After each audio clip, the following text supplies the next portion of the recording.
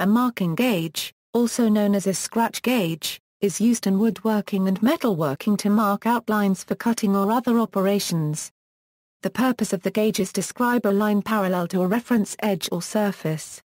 It is used in joinery and sheet metal operations.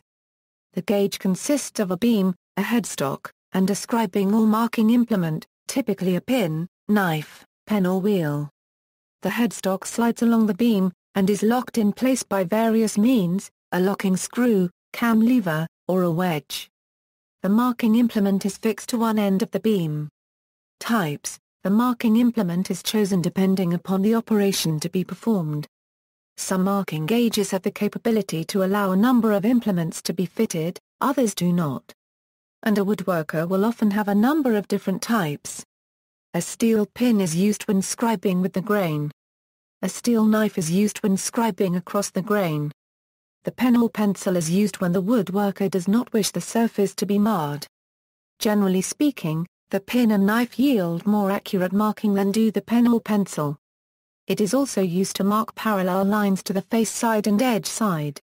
Panel gauge, large marking gauge.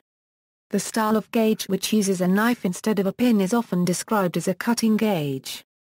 Variations equals. Other variations include a panel gauge which is a longer beam and larger headstock for scribing lines that are further from the reference edge. A mortise gauge has two pins that can be adjusted relative to each other at the end of the beam. This gauge is used to scribe two lines simultaneously and is most commonly used to lay out for mortising tenon joinery. References